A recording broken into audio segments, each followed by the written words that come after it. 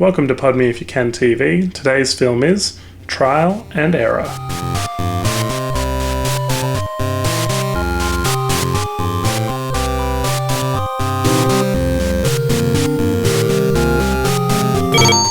Pardon me if you can. Movie reviews. First of all, great title for Trial and Error. It's a buddy, kind of odd couple film from 1997. Jonathan Lynn was the director. He's directed Sergeant Bilko and the whole 9 yards. And Trial and Error, it basically came out at the exact same time as Liar Liar, and that's why you've never heard of it. Because this is a film where it's all about a courtroom, hijinks, and it came out at the worst possible time. This is the one in Deep Impact and Armageddon. It's the Deep Impact. You know, it's the one you forgot about. Look, Jeff Daniels and Michael Richards are in this film. So essentially, at the time, you've got one half of Dumb and Dumber, not the Jim Carrey half, unfortunately, which is their downfall, and Michael Richards from Kramer fame. Jeff Daniels plays a lawyer who has just been made partner, and he's really got his life together. Michael Richards is essentially playing Kramer from Seinfeld, but as an actor, so he hasn't got anything together. So odd couple. They're good old friends. Now on paper, this film works really well. He's coming off Dumb and Dumber. He's in Seinfeld, as I said. They're brought together by Jeff Daniels' impending wedding. Surprisingly, Kramer's playing the best man. So, basically, Rip Torn is the defendant in this court case. It's the last court case Jeff Daniels kind of has to deal with before he's getting married. And they get really drunk at a bachelor party, an impromptu one, the night before. And basically, Michael Richards steps in and has to pretend to be Jeff Daniels' character. And all he has to do is request a continuance. Rip Torn is a future in-law of Jeff Daniels who's in trouble, and that's why he's defending him. But he goes to request a continuance and basically gets mistaken for the lawyer, and therefore Michael Richards now has to pretend to be him for the remainder of the court case. He knows nothing about legal stuff, but because he's an actor, it's going to work, Lloyd. Look, the love interest here, despite the fact that Jeff Daniels has a fiancée, the real love interest is Charlize Theron. She plays a waitress who doesn't wear a bra in several scenes, everybody. She's the real love interest. She has such good chemistry in this film that you actually want them to be together. This is the real gem of the piece.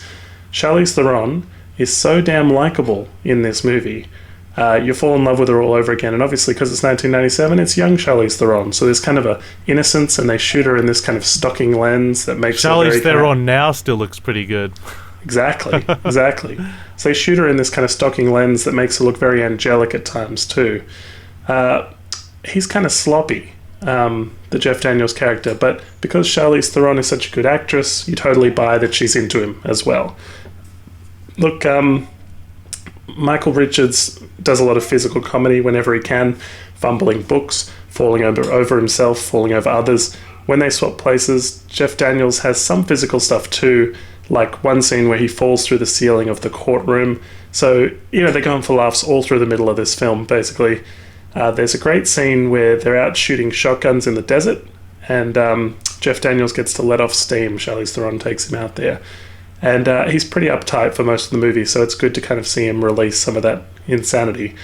There's another love interest for Michael Richards, who's the other lawyer, naturally, and she doesn't know how he's sort of able to do this case so well, and he's so unorthodox, and, there's an intrigue there.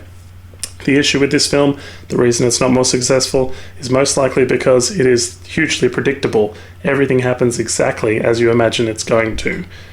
The mistaken identity story unfolds, the truth comes out, decisions are made, he's going to wind up with the right girl.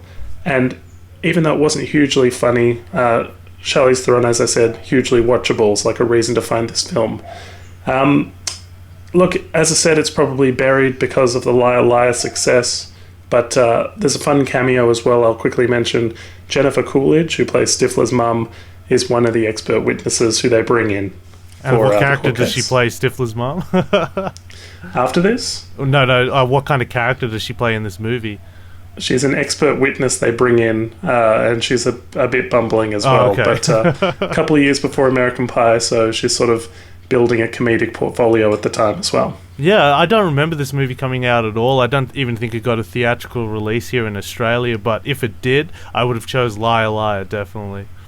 And I did as well. And the amount of reruns Liar Liar gets on TV really says that it's such a hit, I suppose, rather than trial and error. I think you got a lot of people hooked. They're going to watch this just to see a young Charlize Theron, and if she's that beautiful and good in the movie, I think she's a fantastic actress. They'll definitely check this movie out.